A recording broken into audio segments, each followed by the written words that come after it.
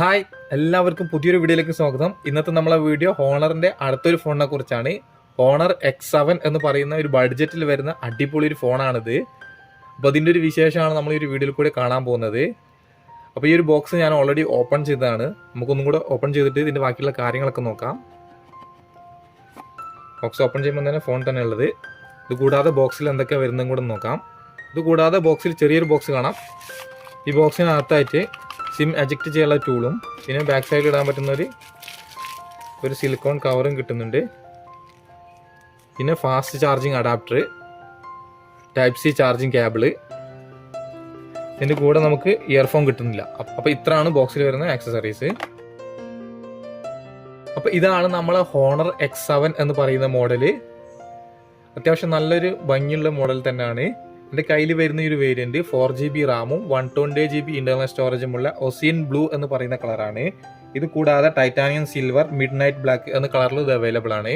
ചെറിയ രീതിയിലുള്ള വെയിറ്റ് ഒക്കെ ഫീൽ ചെയ്യുന്നുണ്ട്. അത്ര ഒരു വെയിറ്റ്ലെസ് ഫോണല്ല. ഇതിന്റെ ബാക്ക് സൈഡ് വരുന്നത് ഗ്ലോസി ഫിനിഷിലുള്ള ഒരു പ്ലാസ്റ്റിക് ബോഡിയാണ്. അപ്പോൾ ഫിംഗർ ഒക്കെ ഇങ്ങനെ ടച്ച് ചെയ്യുന്ന സമയത്ത് തന്നെ പെട്ടെന്ന് പതിയുന്ന ഒരു ബോഡിയും കൂടിയാണ്. ബെറ്റർ നിങ്ങൾക്ക് ഇതിന് കൂടെ വരുന്ന ഈ ഒരു കവർ ഇട്ട് യൂസ് ചെയ്യുന്നതായിരിക്കും കുറച്ചും കൂടെ നല്ലത്. അല്ലെങ്കിൽ ഫിംഗർ ടച്ച് ചെയ്യുന്ന സമയത്ത് പെട്ടെന്ന് തന്നെ ഫിംഗർ പ്രിന്റ് അവിടെ പതിയുന്നുണ്ട്. കൂടാതെ നിങ്ങൾക്ക് ഇവിടെ കാണാം വലിയ 2 ക്യാമറ മൊഡ്യൂൾ കൊടുത്തത്. 4 ക്യാമറയും ഒരു ഫ്ലാഷാണ് ഇതിൽ വരുന്നത്. ഇനി ഫോണിന്റെ റൈറ്റ് സൈഡിലായിട്ടാണ് പവർ ബട്ടൺ, അതിന്റെ മുകളിൽ തന്നെയാണ് ഫിംഗർ പ്രിന്റ് സെൻസർ, പിന്നെ വോളിയം അപ്പ് ആൻഡ് ഡൗൺ ചെയ്യാനുള്ള ബട്ടണും, പിന്നെ മുകളിലായിട്ടാണ് സിം ട്രേ വരുന്നത്. ഈ സിം ട്രേ നമുക്കൊന്ന് ഓപ്പൺ ചെയ്ത് നോക്കാം. ഈ ഒരു സിം ട്രേയിൽ നമുക്ക് ഒരേ സമയത്ത് 2 നാനോ സിം കാർഡ് അല്ലെങ്കിൽ ഒരു സിം കാർഡും ഒരു മെമ്മറി കാർഡ് ഇട്ട് യൂസ് ചെയ്യാൻ പറ്റുന്ന ഒരു ട്രേ ആണ് ഇതിൽ വരുന്നത്. പിന്നെ ഒരു മൈക്കും കൊടുത്തിട്ടുണ്ട് അതിന്റെ സൈഡിൽ തന്നെ. ഇനി ലെഫ്റ്റ് സൈഡിലായിട്ട് ഒന്നും തന്നെ വരുന്നില്ല. ഫോണിന്റെ താഴെ ഭാഗത്തായിട്ടാണ് 3.5mm ഹെഡ്ഫോൺ ജാക്ക്, ഒരു main mic, type C charging port, ഒരു single normal speaker, stereo speaker അല്ല, നോർമൽ സ്പീക്കറാണ് ഇതിന് വരുന്നത്. അപ്പോൾ ഫസ്റ്റ് തന്നെ ഫോണിന്റെ ഡിസ്പ്ലേ സൈഡ് നോക്കുകയാണെങ്കിൽ 6.74 ഇഞ്ചിന്റെ HD+ TFT LCD ഡിസ്പ്ലേ ആണ് ഈ ഒരു ഫോണിന് വരുന്നത്. അതുപോലെ തന്നെ 90 ഹെർട്സിന്റെ റീഫ്രഷ് റേറ്റും ഈ ഒരു ഫോണിന്റെ ഡിസ്പ്ലേയിൽ കിട്ടുന്നുണ്ട്. കൂടാതെ 84.8% ആണ് സ്ക്രീൻ ടു ബോഡി റേഷ്യോ. പിന്നെ 260 ppi ആണ് ഡിസ്പ്ലേ ഡെൻസിറ്റിയും വരുന്നത്. അപ്പോൾ വലിയൊരു ഡിസ്പ്ലേയും അതുപോലെ തന്നെ ബെസൽലെസ് ആയിട്ടുള്ള ഡിസ്പ്ലേ ആണ് ഈ ഫോണിന് വരുന്നത്. ഡിസ്പ്ലേ ടച്ചൊക്കെ നല്ല സ്മൂത്ത് ആയിട്ട് തന്നെ വർക്ക് ചെയ്യുന്നുണ്ട്. ഒരു ലാഗോ കാര്യങ്ങളൊന്നും ഇല്ലാതെ നല്ല രീതിയിൽ തന്നെ വർക്ക് ആവുന്നുണ്ട്. നമ്മൾ ലാസ്റ്റ് ചെയ്തിട്ടുണ്ടായിരുന്ന മോട്ടോ G22 എന്ന് പറയുന്ന മോഡലിൽ ഇത്ര ഒരു സ്മൂത്ത്നെസ് ഒന്നും ഡിസ്പ്ലേയിൽ കിട്ടിയിട്ടുണ്ടായിരുന്നില്ല. അതുപോലെ ഈ ഒരു ഫോണിൽ വരുന്നത് ആൻഡ്രോയിഡ് ലെവലിൽ മാജിക് UI 4.2 ആണ്. പിന്നെ ക്വാൾകോമിന്റെ സ്നാപ്ഡ്രാഗൺ 680 4G എന്ന് പറയുന്ന ഒരു ഒക്ടാ-കോർ പ്രോസസറും അഡ്രിനോന്റെ 610 എന്ന് പറയുന്ന ഒരു ഗ്രാഫിക്സുമാണ് ഈ ഒരു ഫോണിലുള്ളത്. ഇതിന് മുമ്പ് നമ്മൾ ചെയ്തിട്ടുള്ള ഓണറിന്റെ തന്നെ X8 എന്ന് പറയുന്ന മോഡലിൽ വന്നിട്ടുള്ള അതൊരു പ്രോസസറും ഗ്രാഫിക്സുമാണ് ഈ ഒരു ഫോണിൽ വരുന്നത്. ഈ ഒരു ഫോൺ അവൈലബിൾ ആവുന്നത് 2 വേരിയന്റിലാണ്. 4GB റാം 128GB ഇന്റർണൽ സ്റ്റോറേജിലും അതുപോലെ തന്നെ 6GB Ram 128GB internal storage എന്നിങ്ങനെ 2 വേരിയന്റിലാണ്. പിന്നെ നിങ്ങൾക്ക് ഇവിടെ കാണാം ഈ 4GB റാം എന്നുള്ളത് പ്ലസ് 2GB എക്സ്പാൻഷനും വരുന്നുണ്ട്. റാം ടർബോ ടെക്നോളജി ഓപ്ഷൻ വരുന്നത് കൊണ്ട് ഈ റാം ടർബോ ടെക്നോളജി എന്ന് പറയുന്നത് ഒരുവിധം എല്ലാവർക്കും അറിയുന്നത് തന്നെയാണ്. അപ്പോൾ ഇത്രയൊരു ബഡ്ജറ്റിൽ വരുന്ന വേറൊരു ബ്രാൻഡ് ഫോണിൽ നമുക്ക് ഇങ്ങനെ റാം ടർബോ ടെക്നോളജി ഒന്നും കാണാൻ സാധിച്ചിട്ടില്ല. അപ്പോൾ ഇതിലിങ്ങനെ ഒരു ഓപ്ഷൻ വരുന്നത് നല്ലൊരു കാര്യം തന്നെയാണ്. അപ്പോൾ ഇതിൽ വരുന്ന ഗ്രാഫിക്സ് ആയാലും പ്രോസസ്സറൊക്കെ തന്നെ നല്ല ഹൈ ക്വാളിറ്റി ഉള്ളതാണ്. അപ്പോൾ ഇങ്ങനെ ഒരു ബഡ്ജറ്റ് ഫോണിലൊന്നും ഇത്രയും നല്ലൊരു ഗ്രാഫിക്സും പ്രോസസ്സറും ഒന്നും കൊടുക്കാറില്ല. അപ്പോൾ ഇതിൽ ഗെയിമൊക്കെ നല്ല അടിപൊളിയായിട്ട് കളിക്കാൻ പറ്റുന്നുണ്ട്. അത്യാവശ്യം ഹൈ ക്വാളിറ്റി ഉള്ള ഗെയിംസ് ഒക്കെ തന്നെ നമുക്ക് ഇതിൽ കളിക്കാൻ സാധിക്കുന്നുണ്ട്.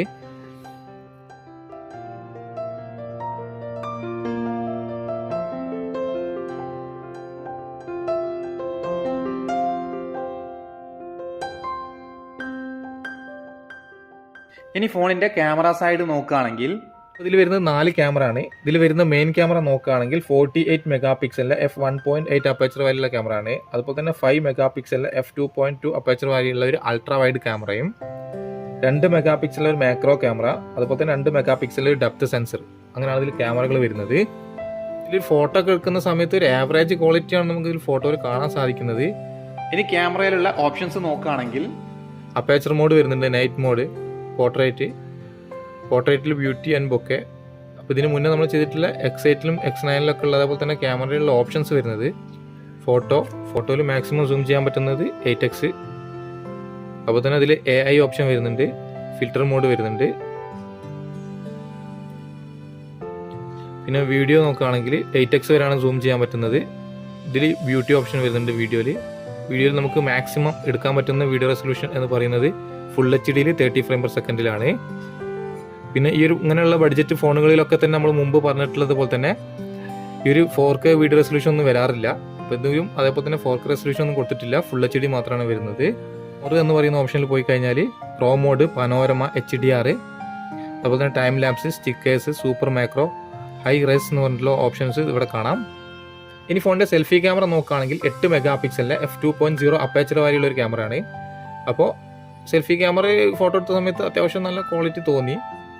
ഈ ഒരു ക്യാമറയിൽ നമുക്ക് എടുക്കാൻ പറ്റുന്ന video full HD 30 frame per സെക്കൻഡിൽ തന്നെയാണ്. ഇനി ഫോണിൽ വരുന്ന കണക്ടിവിറ്റി നോക്കുകയാണെങ്കിൽ വൈഫൈയിൽ 2.4ഉം 5 GHz സപ്പോർട്ടാണ്. ബ്ലൂടൂത്ത് 5.1 ആണ്. അതുപോലെ തന്നെ സ്ക്രീൻ റെക്കോർഡിംഗ് ഓപ്ഷൻ കിട്ടുന്നുണ്ട്. പിന്നെ NFC ഇതിൽ സപ്പോർട്ടല്ല. പിന്നെ വയർലെസ് പ്രൊജക്റ്റിംഗ് ഓപ്ഷൻ കിട്ടുന്നുണ്ട്. അതുപോലെ തന്നെ നമുക്ക് OTG സപ്പോർട്ടുമാണ് ഇതിൽ. ഇനി ഫോണിൻ്റെ ബാറ്ററി സൈഡ് നോക്കുകയാണെങ്കിൽ 5000 mAh ഒരു വലിയ ബാറ്ററി കപ്പാസിറ്റി തന്നെ ഇതിൽ കൊടുത്തിട്ടുണ്ട്. ഇത് ചാർജ് ചെയ്യാൻ വേണ്ടിയിട്ട് 22.5 വാട്ടിൻ്റെ ഒരു ഫാസ്റ്റ് ചാർജർ നമുക്ക് ബോക്സിൻ്റെ കൂടെ വരുന്നുണ്ട്. അപ്പോൾ നമുക്ക് ഇതിൽ 22.5 വാട്ട് ചാർജർ വരുന്നത് നല്ലൊരു കാര്യം തന്നെയാണ് ഈ 5000 mAh ബാറ്ററി ചാർജ് ചെയ്യാൻ വേണ്ടിയിട്ട്. ഇനി ഫോണിൻ്റെ സൗണ്ട് ക്വാളിറ്റി ഒന്ന് ടെസ്റ്റ് ചെയ്ത് നോക്കാം. ഇതിൽ നേരത്തെ നമ്മൾ പറഞ്ഞതുപോലെ തന്നെ സിംഗിൾ സ്പീക്കറാണ് വരുന്നത്, സ്റ്റീരിയോ സ്പീക്കർ ഒന്നല്ല.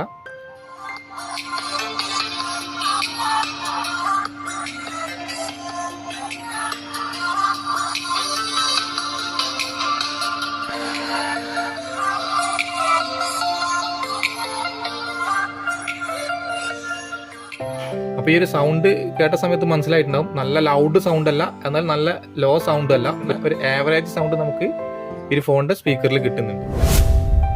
ഇനി ഫോണിൽ വരുന്ന സെക്യൂരിറ്റി ലോക്ക് നോക്കുകയാണെങ്കിൽ ഫിംഗർ പ്രിന്റ് സെൻസറും ഫേസ് ലോക്കാണ് ഇതിൽ വരുന്നത്. പിന്നെ പാറ്റേൺ ലോക്കും വരുന്നുണ്ട്. അപ്പോൾ നമുക്ക് ഫിംഗർ ഒന്ന് ടെസ്റ്റ് ചെയ്ത് നോക്കാം എത്രമാത്രം സ്പീഡ് ഉണ്ട് എന്നൊക്കെ.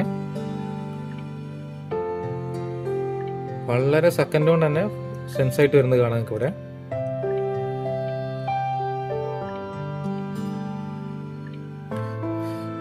ഇനി ഫേസ് ലോക്ക് നോക്കാം ഇതൊക്കെ സ്പീഡിൽ വർക്ക് ചെയ്യുന്നുണ്ട്. ഫേസ് ലോക്ക് അത്യാവശ്യം സ്പീഡിൽ തന്നെ വർക്ക് ചെയ്യുന്നുണ്ട്.